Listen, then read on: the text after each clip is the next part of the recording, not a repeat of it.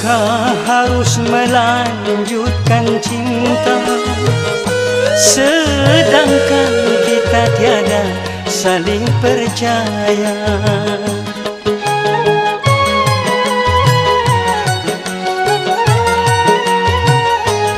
Sudahkah ada pengganti di sana yang lebih memuaskan segala-galanya? Masih kurangkah aku percaya padamu?